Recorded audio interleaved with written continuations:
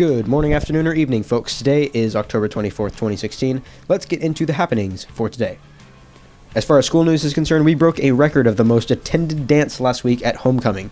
A great job to leadership for their advertising. I've always appreciated a good advertisement, so I'd like to extend a firm handshake out to all of our leadership members today.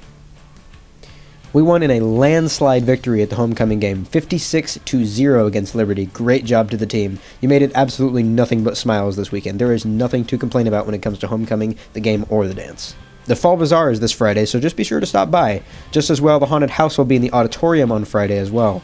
So for those of you who love being scared, that's not me, that'll be a really good one for you guys. Let's go outside the school for some news. After an insane amount of analysis on the long-awaited Nintendo Switch console, a lot of people are worried about the dedication of third parties making games for the system.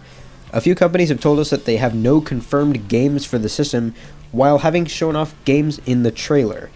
Nintendo really has to be careful with how they market this system, because their last system was marketed horribly and it ended up being a flop. It lost them a lot of money. They cannot risk another failure like the Wii U. They started off kind of strong with this really good trailer and hyping it up and telling everybody that it's going to be coming out very soon. I know I'm very dedicated to getting one in March, but they have to keep this momentum going as much as they can. A big headline this week, Hillary Clinton now leads Trump by double digits in some polls because of how disliked Trump is becoming. It's an interesting turn of events that was probably caused by the third presidential debate where many people agree that Clinton came out victorious. Here to discuss this outcome with me, and just the debates in general, is a good friend of ours here at Century, and a political enthusiast like myself, Mr. Adam Billington. Billington, how are you doing today? I'm doing great. How are you doing? I'm doing pretty well. So, my first question for you is, how did you enjoy the three debates? I think like most people watching the debates, the candidate that I was following, I thought that candidate did really well. I thought the other candidate did fairly horribly. Neither candidate, I feel, did as much as I would have liked. And I think that's probably how most people felt. So is there anything in those debates that intellectually tested you or brought something new to the table or made you really think? I think many of the things that came up really made me think.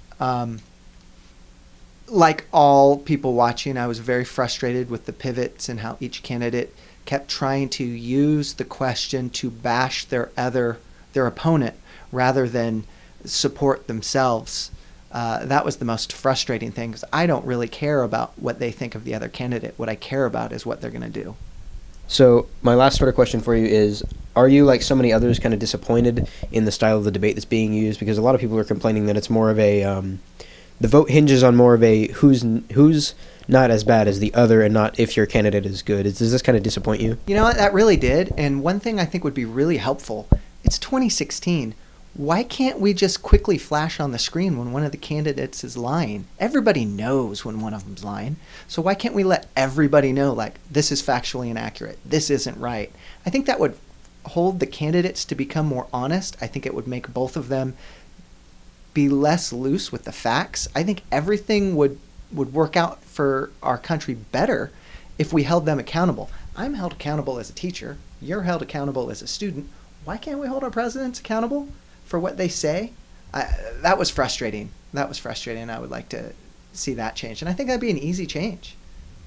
What do you think? I think live fact-checking is something that a lot of people are already doing. I'm glad to see that a lot of newspapers and a lot of news shows are trying to fact check them, sort of like the Daily Show with Trevor Noah, and also The Onion. But that aside, I think it is a very important point. I think we do need to hold the presidents accountable, as they're the highest members of our society. We need to hold them accountable as much as anybody else for what they say right and wrong. But thank you for talking to me, Mr. Billington. It's great talking to you. It was great talking to you. Thanks, Hunter. Bye. All right. Thank you for listening to that one microphone interview. And now on to senior update for this week. We have college visits this week from University of Utah on Wednesday, Willamette University on Thursday, a personal favorite of mine, and Trinity College on Friday. Remember, seniors, that end of quarter is on November 6th, so be prepared to hold those A's up until next week. The deadline for the November 5th SAT is tomorrow, so if that's your plan, you've got to sign up now. You can still take the test in December, January, or even February if you have to, but the earlier, the better. That's it for me today. Thank you for tuning in. If you liked it, leave a like. If you want to tell me how I'm doing, leave a comment and subscribe for more. You can follow me on Twitter at CHSTheRail. Thanks for spending part of your day with me, and I will see you on Wednesday.